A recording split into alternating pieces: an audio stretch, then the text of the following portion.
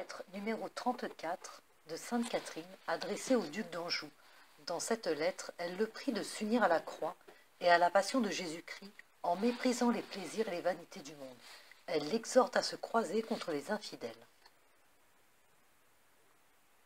Au nom de Jésus crucifié et de la douce Marie.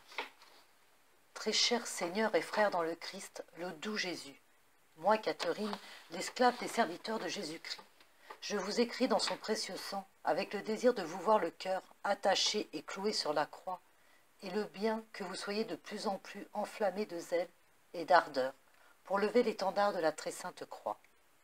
Je suis certaine que si vous regardez l'agneau immolé et consumé d'amour sur la croix, pour vous délivrer de la mort et vous rendre la vie de la grâce, cette sainte pensée vous excitera à le faire bientôt et bannira de votre cœur et de votre âme toutes les jouissances déréglées et les vanités du monde.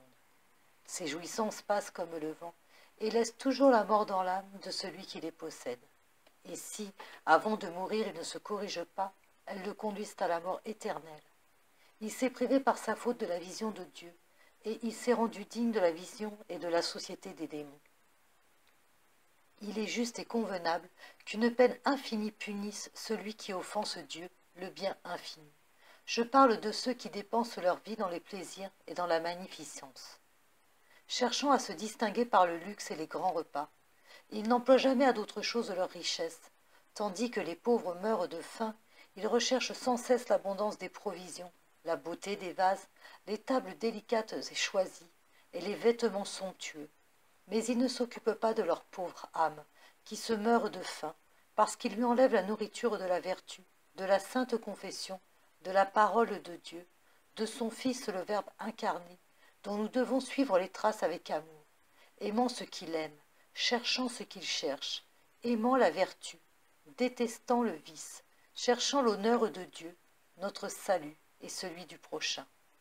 Le Christ a dit que l'homme ne vit pas seulement de pain, mais encore de la parole de Dieu. Aussi je veux, cher et doux Seigneur, mon frère dans le Christ, le doux Jésus, que vous suiviez par la vertu cette douce parole de Jésus crucifié, et que vous ne vous laissiez pas tromper par le monde et entraîner par la jeunesse. Car si nous suivions le monde, on pourrait bien nous dire cette parole que le Christ béni adressait aux Juifs. Ceux-là sont semblables à des sépulcres qui sont parés et blanchis au dehors, mais qui sont pleins au-dedans d'ossements et de corruption de mort. Oh, que la douce vérité suprême parlait bien!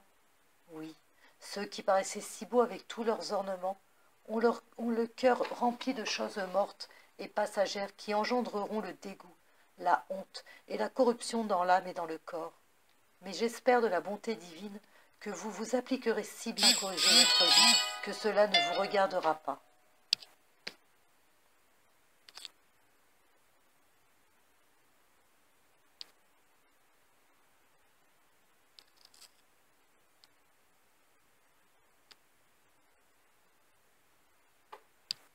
Et que, rempli d'un ardent amour, vous prendrez la croix qui détruit en nous la mort du péché mortel et lui donne la vie.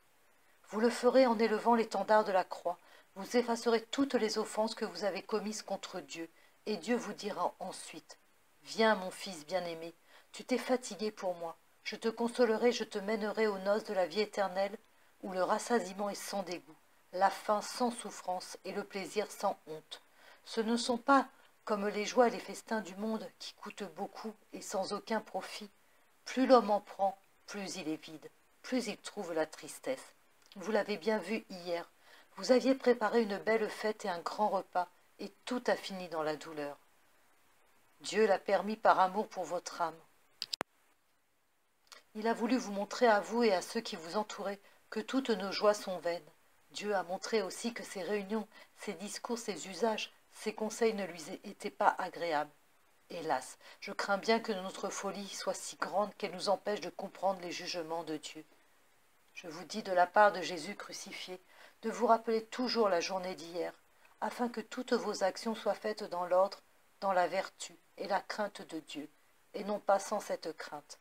Ayez bon courage, parce que j'espère de la bonté divine qu'elle vous aidera à le faire, que vous ne souffrirez pas de l'accident qui est arrivé, et que ce sera une peine profitable qui vous donnera une sainte connaissance de vous-même.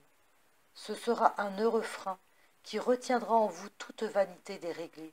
Comme on fait au cheval qui s'emporte, on lui tire la bride pour qu'il ne s'écarte pas de son chemin. Oui, mon doux fils dans le Christ, notre doux Jésus, embrassez la très sainte croix et répondez à Dieu qui vous appelle avec cette croix. Vous accomplirez ainsi la volonté de Dieu et mon désir. Je vous ai dit que je désirais voir votre cœur et vos désirs attachés et cloués à la croix. Faites qu'avant le départ du Saint-Père, vous vous entendiez définitivement avec sa sainteté au sujet de la croisade. Le plus tôt sera le meilleur. Pour le peuple chrétien et pour les infidèles, pas de négligence. Ne tardez pas davantage. Faites en sorte que le temps vous manque, plutôt pour les affaires temporelles que pour les affaires spirituelles, surtout pour cette sainte entreprise que Dieu vous a confiée. Et rendez-vous digne de ce que souvent sa bonté infinie a fait faire à ses grands serviteurs. Je ne vous en dis pas davantage. Souvenez-vous, mon Seigneur, que vous devez mourir, et vous ne savez pas quand. Demeurez dans la sainte et douce dilection de Dieu.